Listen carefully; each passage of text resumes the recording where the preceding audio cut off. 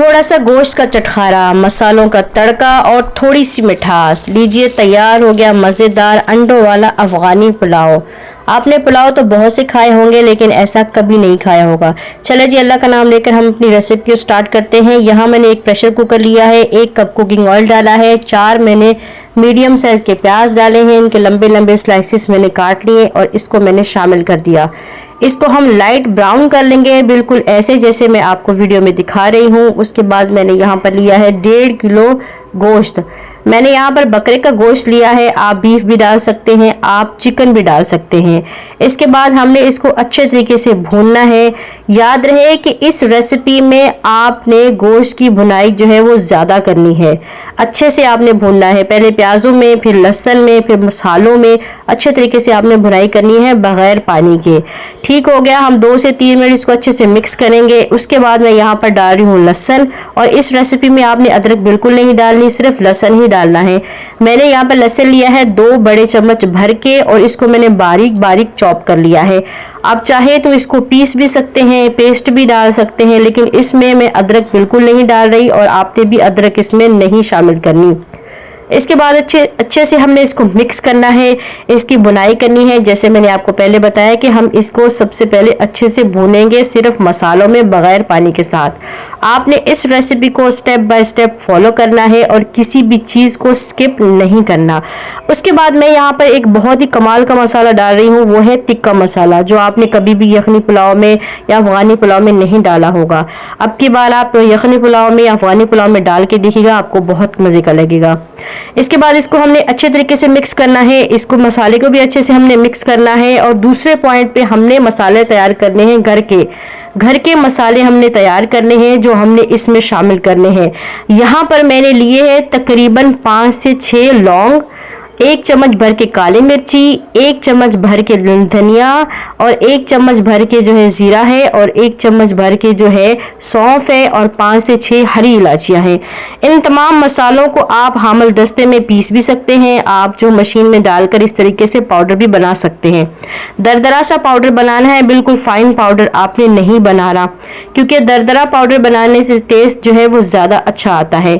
ये देखिए, मैंने सारे मसालों को अच्छे से भून कर इसमें डाल दिया, मसालों को पीस कर इसमें डाल दिया है।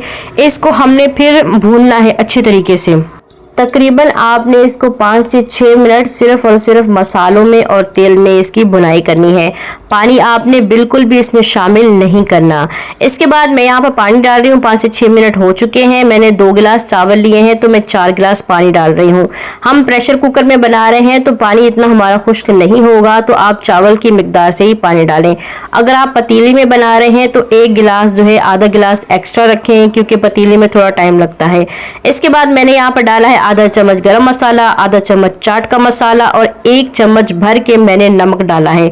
इसको अच्छे से हमने मिक्स करना है। मिक्स करने के बाद हम इसका ढक्कन कर देंगे बंद, और तकरीबन हम इसको 15 मिनट जो है वो छोड़ेंगे, क्योंकि ये बड़े गोश्त है, बीफ है, तो ये टाइम लगता है इसको गलने में। चिकन तो आसानी से गल जाता है। मैंने इसका ढक्कन बंद कर दिया था और 15 मिनट मैंने वेट किया, और 15 मिनट में हमारा गोश्त जो है माशाल्लाह से रेडी हो गया था। गोश्त जो है वो गल गया था। यहाँ देखिए 15 मिनट हो चुके हैं। बिस्मिल्लाहिर्रहमानिर्रहीम। इसका ढक्कन हटाएंगे और ये देखें इस तरीके से, और गोश्त को चेक करेंगे। अगर आपका गोश्त जो है वो गल गया है तो आपने आगे रेसिपी को स्टार्ट करना है। अगर आपका गोश्त नहीं गला तो आपने एक दफ़ा ढक्कन बंद करके दोबारा से इसको 5 मिनट के लिए छोड़ देना है, फिर आपका गोश्त जो है वो गल जाएगा। मैंने यहाँ पर चेक किया था, माशाल्लाह से मेरा जो गोश्त था वो रेडी हो गया था, गल गया था, तो इसीलिए मैं आगे आपको रेसिपी बता रही हूँ। ठीक हो गया, गोश्त जो है वो हमारा गल गया है। और इस पॉइंट पे आप नमक चेक कर सकते हैं। अगर नमक कम है तो आप इसमें नमक जो है वो शामिल कर सकते हैं। चावलों में जो है वो नमक तेज़ ही अच्छा लगता है, क्योंकि चावल जब हम डालते हैं वो नमक को सोख कर लेते हैं। इसके बाद मैंने 2 घंटे से चावल भिगो के रखे थे, ये इसमें डाल दिए। मैंने 2 गिलास चावल भिगो के रखे थे और 4 गिलास पानी डाला था। आप जो है आधा घंटा भी भिगो के रख सकते हैं चावलों को, 1 घंटा भी भिगो के रख सकते हैं। जितना आप ज़्यादा चावलों को भिगो के रखेंगे उतना ही अच्छा बनेगा। ये देखिए पानी जो है वो खुश्क हो चुका है। तकरीबन 3 से 4 मिनट में पानी जो है वो खुश्क हो जाता है। उसके बाद मैंने इसके क्या किया था, दम लगा दिया। इस तरीके से कपड़ा डाल दिया और मैंने मिट्टी का जो बर्तन का था, मेरे पास कढ़ाई थी, उसका ढक्कन इसके ऊपर रख दिया क्योंकि ये हैवी होता है। हैवी बर्तन ऊपर रखें तो भाप बाहर नहीं होती और दम अच्छे से होता है। इसको कर देंगे साइड पे और दूसरी तरफ हम अपने जो है गाजरे वो तैयार करेंगे। यहाँ मैंने तकरीबन 4 से 5 चम्मच जो है वो कुकिंग ऑयल लिया है और 4 चम्मच मैं इसमें चीनी डाल रही हूँ। इसको हम थोड़ा सा हिला लेंगे, अच्छे से हिलाना है हमने, क्योंकि हम बना रहे हैं अफगानी पुलाव। अफगानी पुलाव में गाजरें बहुत ही अच्छी लगती हैं। उसके बाद मैंने यहाँ पर 2 गाजरें ली थी, इनके लंबे लंबे जो बारीक बारीक स्लाइसेस कर लिए थे। बिल्कुल आपने ऐसे ही करना है। पहले ऑयल डालना है, फिर चीनी डालनी है, उसके बाद आपने इसमें गाजरें डालनी है और गाजरों को तकरीबन 1 से 2 मिनट आपने चीनी में मिक्स करना है, बिल्कुल इसी तरीके से जैसे मैं आपको वीडियो में दिखा रही हूँ। मुकम्मल वीडियो को देखें, वीडियो को स्किप जो है वो बिल्कुल ना करें, और वीडियो अगर आपके फायदे की हो तो चैनल को सब्सक्राइब करें, लाइक करें और कमेंट में बताएं कि आपको ये मेरी रेसिपी कैसी लगी। उसके बाद मैंने यहाँ पर लिए है तकरीबन 2 मुट्ठी किशमिश इस तरीके से, और इसको मैंने तकरीबन 2 घंटे से चावलों के साथ ही भिगो के रख लिया था। चावल भी मैंने 2 घंटे पहले भिगो के रख लिए थे और किशमिश भी, ताकि ये थोड़ी सी फूल जाए। अगर आप रखना भूल गए हैं तो कोई मसला नहीं है, तो फिर भी आप इसमें डाल सकते हैं। इस तरीके से हमने इसको अच्छे तरीके से मिक्स करना है, 2 से 3 मिनट इसको पका लेना है।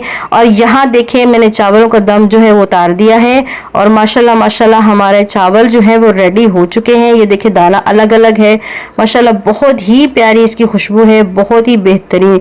उसके बाद जो हमने गाजरें तैयार की हैं वो सारी के सारी हम इस तरीके से ऊपर एक लेयर बना देंगे। ज़्यादातर लोग क्या करते हैं कि जब दम लगाना होता है उस पॉइंट पे लेयर बनाकर ऊपर दम लगाते हैं। अगर आप उस पॉइंट पे दम लगाकर ऊपर लेयर बनाएंगे तो जो आपकी गाजरें हैं वो बहुत ज़्यादा सॉफ्ट हो जाती हैं, किशमिश और ज़्यादा सॉफ्ट हो जाती है, वो बिल्कुल भी अच्छा नहीं लगता। आपने दम से उतार कर जब आप चावल सर्व करने लगे उस पॉइंट पे आपने गाजरों को और किशमिश को ऊपर डालना है। ठीक हो गया। और ये देखिए जी, ये हमारी रेसिपी का फाइनल लुक जो आप शुरू में देख चुके हैं, बहुत ही मज़े का था। मैंने 2 अंडे को बॉईल किया और इसके साथ रखा, ये इसके साथ और भी ज़्यादा मज़े के लग रहे थे। आपने